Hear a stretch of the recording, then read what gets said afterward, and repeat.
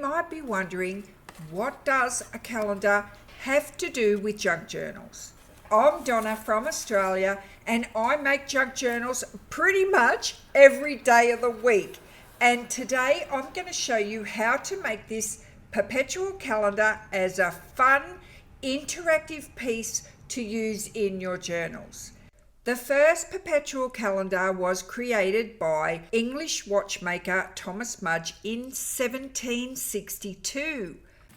And if you make this, not only will you get yourself some cool ephemera to pop into your journal, you'll gain some crafty tips along the way. Come on, let's go. I'm going to show you how to make it. First thing you need is the template. This is available in my online shop and it comes with this handy guide. You can print it on any colour cardstock you like, but I recommend starting with around about a 200 GSM, and you can go all the way up to 300 GSM if your printer can handle it, because not all printers can accommodate the 300 GSM cardstock. You'll need some brads. Doesn't matter whether you've got short stubby legs on your brad or these long ones.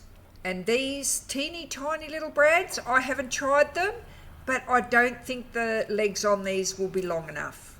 You also need a pokey tool or a tiny hole punch to be able to put the brads in the hole. For cutting out your dial pieces, you'll need your fussy cut scissors. And if you have a 1/2 inch circle punch, this will come in handy as well. And because we're using these brads, you don't even need any glue to make this, or distress ink if you don't want to use it. Once you've printed out your sheet, you need 1 sheet per calendar. Now these are the viewfinders. The one on the right is cut by my scan and cut machine. The one on the left is hand cut. I've included the SVG cut file in with this kit for those of you who have an electronic cutting machine. I know you all know how to cut out, but I'm just going to give you a tip on how to fussy cut a neat circle. I do a really rough cut first, and then I start my fussy cut right on the black line. And I'm going to do tiny little short cuts. And the paper, if you look at it, it's right up in the jaw of my scissors. You do tiny little cuts. You barely open your scissors. So you can see how smooth this cut is. And just take your time and go all the way around right on that black line. Don't try and go to the right of it or the left of it. Just stay smack bang in the middle. And you can see how smooth the cut is, and you wouldn't even know you've done this by hand. Now I cut all my dial pieces off camera because you don't need to see me cut all 3 pieces out, but I will share a tip on how I cut my viewfinder.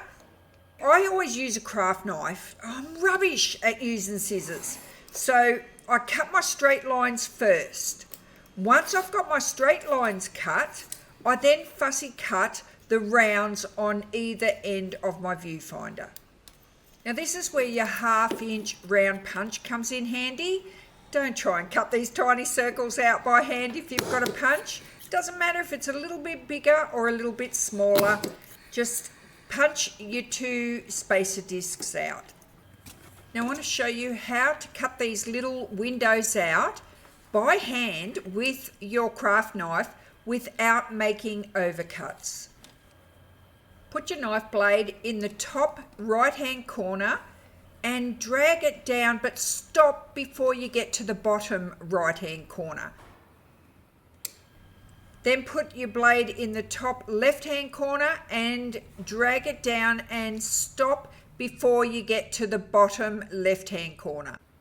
Spin your piece all the way around and cut from the top right hand corner to join up with the cut on the side. Then go to the left hand side and cut and join the left hand side cut. Now spin your piece around on its side and do exactly the same again.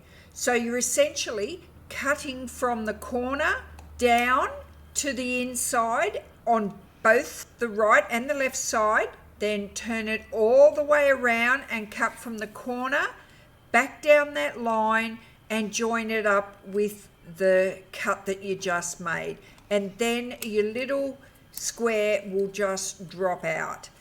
If you take the time to do your cuts this way, you won't get that overcut like this, because if you drag your knife down past these lines, you're bound to get these ugly cut marks in your viewfinder. So if you want your little windows to look neat and tidy, use this technique.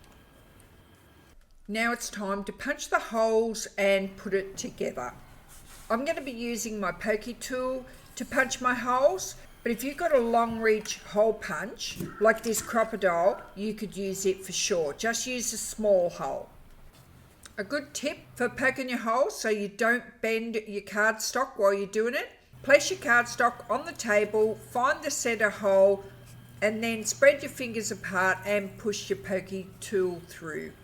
Do that to all your pieces, and when you get to the viewfinder, you've got to do this on both ends. Now let's put it together. I really like the contrasting black with the coloured cardstock, but on this one I'm going to use the same colour. Starting with your weekday dial first, get the viewfinder and right sides up, put your bread through the hole. So your two pieces are now together. On the back of that, put one of your spacers. Now your spacer's on, grab your month dial and put that on from the back with the right side up, and then add another spacer. Now your spacer's on, grab your number dates and put that on. Now you've got to fold over your viewfinder from the front to the back, put it on the bread as well, and you can crease it at the halfway mark. And now you just go back and spread the legs of your little breads. I've got a habit of creasing my fold lines with my bone folder. If it needs it, do it. If not, just start playing with your calendar. I've made a few of these, and I've actually got one on my desk now. I've been enjoying playing with it. It's not just ephemera to put in your junk journal. You can have a bit of fun with it. But here's this exact same one, but with a black viewfinder on it. And if you use the brads with a long arm on them, you can cover them with a bit of washi tape or cut them off. Grab a pair of hubby's pliers, and if you've got pliers like this, they've got a little cutting blade on the back side. So just open up the brad, close the pliers on one arm, and then wiggle it until it breaks off. If you end up with a sharp edge like this one, and you've got a metal file, just round the corners a tiny little bit. Now, if you haven't got pliers, but you've got some jewellery snippers, it's just as easy. Just grab your jewellery snippers and put that on the arm and give it a wiggle. You don't really need to try and cut it. You just need to bend it backwards and forwards, and it virtually breaks off. So this is how you can shorten your brads if they're a little bit too long and you don't want the arms hanging over the edge of whatever it is that you're making. If you want to make this perpetual calendar, go here. The link is in the description box below.